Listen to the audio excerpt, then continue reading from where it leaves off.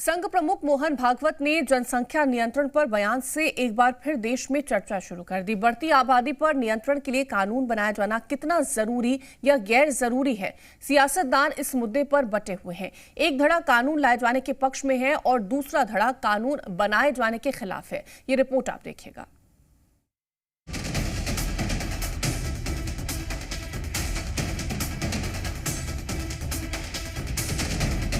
दशहरे के मौके पर संघ प्रमुख मोहन भागवत ने जनसंख्या नियंत्रण पर बड़ा बयान दिया। मोहन भागवत ने कहा कि जाति धर्म से ऊपर उठकर सभी को जनसंख्या नियंत्रण के बारे में सोचना चाहिए। देश का पर्यावरण कितने लोगों को खिला सकता है, कितने लोगों को झेल सकता है, इतने लोगों के शिक्षा की, स्वास्थ्य की क्या व्यवस्था हम कर सकेंगे, इतने लोग काम करेंगे, रहेंगे भी, क्या क्या करना पड़ेगा। और केवल देश का प्रश्न नहीं है, जन्मदात्री तो माता होती है, वो हमारी मातृशक्ति का सशक्तिकरण हमने कितना किया है, उनका स्वास्थ्य कैसा है, उनको उनकी इच्छा क्या है, उनकी आवश्यकता क्या है, परिवार की भी आवश्यकता होती है, परिवार का भी विचार क्या है।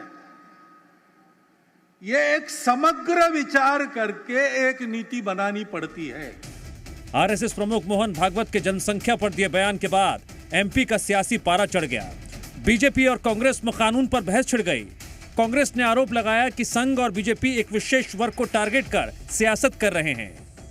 वहीं मध्य प्रदेश के गृह मंत्री ने कहा कि कांग्रेस का ध्यान सिर्फ वोट तक रहता है, जबकि आरएसएस प्रमुख का ध्यान पूरे भारत पर रहता है और देश में आबादी का असंतुलन नहीं होना चाहिए।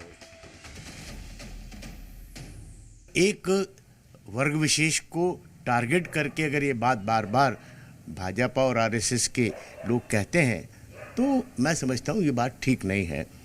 अगर वो एक उंगली दूसरों पे उठाते तो तीन उंगली उनकी तरफ भी उठती है।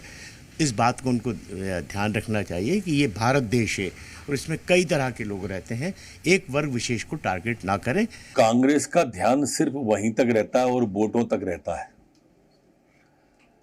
तो श्रद्धेय भागवत जी का ध्यान संपूर्ण भारत पर रहता है, देश पर रहता है।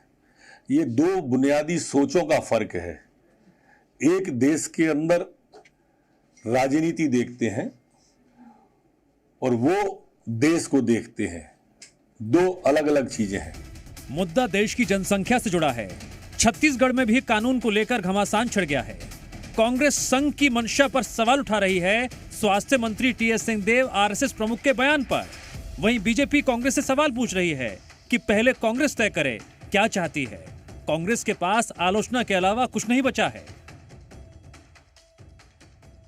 भागवत जी समय समय पर कुछ कहते रहे हैं। बिहार चुनाव के पहले उन्हें आरक्षण समाप्त करने की बात कही थी, फिर उसको वापस लिया, फिर वो कुछ एक्सपेरिमेंट करते हैं, फिर कांग्रेस के ऊपर आरोप लगाते हैं कि मुसलमानों के साथ तुष्टीकरण की राजनीति कांग्रेस करती है और खुद मदरसे में चले जाते हैं। मोहन भागवत जी चाह क्या रहे हैं ये कई बार स्पष्ट नहीं होता।